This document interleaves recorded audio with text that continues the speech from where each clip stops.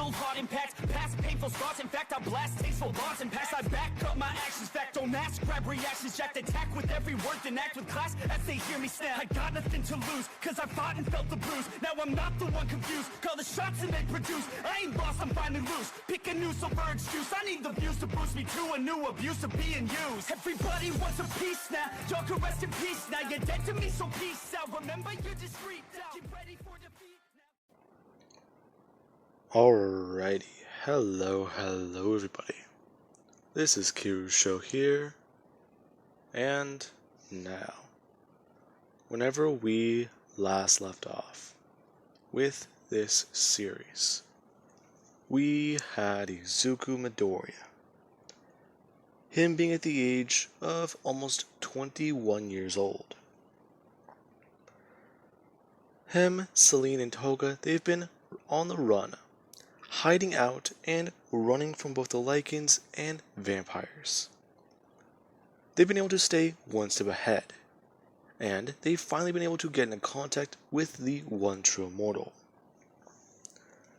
Now, Midoriya, he put the meeting location on his terms and gave a location that is very public. And he also was dealing with some of the changes that he is not used to yet. And he even did begin to open up to Celine a little bit. Now, with that being said, we do pick up with about a week later, where Midoriya, he does pull into a warehouse and begin the usual routine for this procedure. Barricading all the windows and making sure that no light can get in, before he does pop open the trunk. Now, with that, they do begin to get a location set up. And Midoriya would take the weapons out of the back seat. Now, Midoriya is also asking Celine if she believes that this is not going to be a trap. Well, you did do good on creating the terms. A public location. And I don't believe that you'll be in very much danger. As long as you're able to take him out before you can fall, you should be fine. However, do be wary of it. Alright. Now, Midoriya would ask if they're going to just be here. To which she does say that they don't really have much choice. Now, Midoriya, he would then leave and get to the meeting location. Him standing in the middle of the wall, as he does sit down at a table. Now, Midoriya, he is looking around, and eventually a man does walk by, sitting down directly in front of him, and asking if he is Izuku Midoriya. What's it to you? Well, I do believe I was here to meet him. Ah, I see. Yes, it is me. Ah, good. Now, I would like to talk with you about this all. The war effort. Sure, go ahead. My sons, they've been at odds, the species. You do know how it all started. Yeah. Something about uncontrollable rage and him wanting to protect his brother. Is that the gist of it? Yes, it is. This has been challenging at all. I've been trying to protect my sons for a long time. And in the turmoil, I forgot about him. Your ancestor. He fled the moment the war started. He was still human, I suppose. A dormant gene. I regret not finding him. Not turning him. Do you now? And why exactly would that be? Because then he would still be here today. he would help me. But now I'm just curious. You're immune to sunlight. Does that mean that you are also immune to silver? Yes. I'm also immune to nightshade. Hmm? Nightshade? I'm surprised you know about that. Hmm? Yeah. One of the main weapons my family's been using as vampires for the last few hundred years. Along with silver knives, and just silver bullets. You know, the real old school kind. I see. So, now, he would reach into his coat, but Oya just bring up his hand and showing his claws. Now, the man does go on saying that there's no need for that. And that he does actually have his team here on standby in case anything does happen to him. Hmm? Humans? Yes, humans. I see. So why exactly do you have humans with you? There's more than you know going on. If I were to explain to you properly, have you as my ally, you wouldn't know. Well, Grandpa, not really much trust I can give you, considering I've never met you before. Along with that, there's this war that's been going on. You could do something. Be an actual father. Go to your sons and tell them to quit it. Force peace. Hmm? Force? Young man, do you know anything about history? Anytime anyone's tried to force their way onto somebody else, bad things always happen. I see. Well, you could at least start a treaty. Gather a few of them all together. Get them to live somewhere. See how that works out. The first vampire, the first werewolf. Hmm. William cannot change back. Hmm? Yes. That's the difference between the first and second generations. First generations can't change back. Second can. They're born of the Lycan who can't change. Human. Now, with that being said, he then does slide over a silver container. Midoriya actually looking down at it, and asking him exactly what is this? Hmm? It is my gift. Your companions, they can't walk in the sun, can they? No, I bit one some time ago, whenever I first changed. Then well, killed another vampire. An elder. I see. Is she immune to sunlight? No, she isn't. Whatever I am, I'm wholly unique. I see. Well, that is interesting.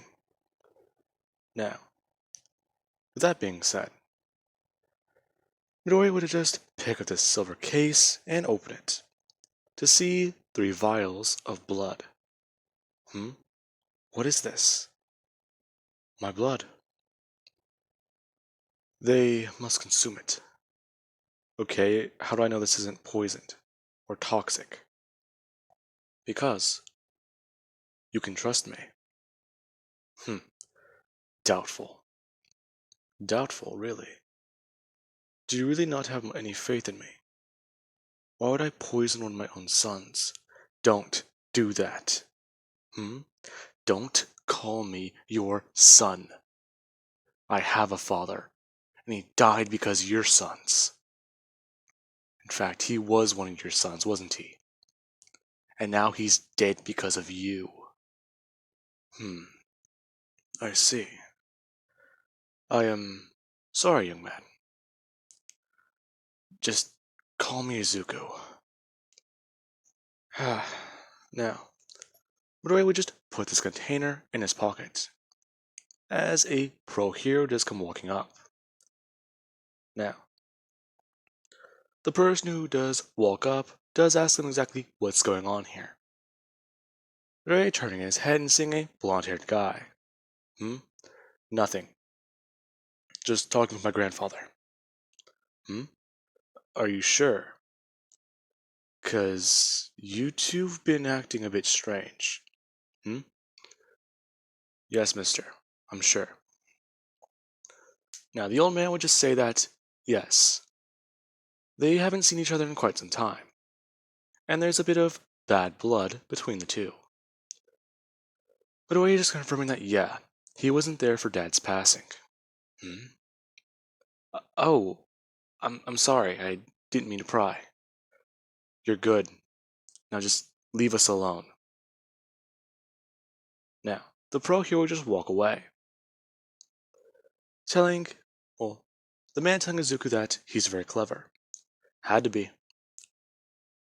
Besides, I just want this all to be over. I just want to get done with everything. Hell, find a way to become human again. That'd be easy. Hmm? Human again? Young man, that's impossible. Hmm? So are vampires and lichen, but they exist. So are quarks. So is All Might. Hmm? Yes, even All for One is impossible, isn't he? Ah, that man. Technically, yes. So, how do you believe that that would work? Well, I can tell you, and you can put a bullet in my head. Or, I can just do it myself. Hmm? Put a bolt in your head. Yes, it would involve murdering both of your sons. I'm sorry? Yes. They're dangerous. Your first son. First generation Lycan. I've heard stories. Your other son. A psychopath. I've heard about what he did. Doesn't change anything. If they wanted to, they can cause the end of the world at any moment. Vampires rise up and take humans into camps. And then there's William. Feral, primal, and hungry. Pretty sure he's very hungry, isn't he? He gets out, slaughters an entire city full of people. Imagine half the population turned to lichens. In a city of 1 million, or even a quarter of that population. Think about it. 125,000 lichen running around? That's a cause for concern. This country is immediately wiped off the map. And then what? You start over again somewhere else. Rinse and repeat.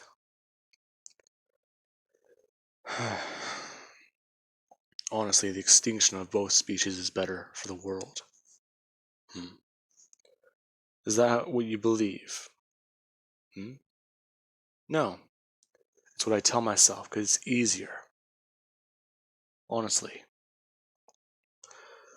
I've tried making allies, but they don't reach out. Well, offer them this. He does say. Talking about daylight, the ability to walk in the sun. Offer them that for their allegiance. uh, I don't think they'll do that. Besides, even then, can your son walk in the daylight? No, he never could. Okay, good. I at least have that advantage over him. So I could win. Hmm? Could win. Are you trying to... I see. I think I know what you're planning. Do you now? You're planning to kill both my sons. And what? King of both species? Not exactly. I plan to try and lead them into the future. Peace. Even if it means eradicating a few. Think about it. If you use humans as a food source, eventually, what happens when that number becomes too large? I see where you're going with this, and I don't like it. Yeah. I believe this is a war. And both sides are going to both survive. However, there's going to be a lot of casualties. So, now, Midori would just stand up. telling him that it was nice to meet him, Gramps, before going to walk away. Midoriya disappearing into an alleyway as the man just tried to follow, trying to tell him that there's still more that they need to discuss.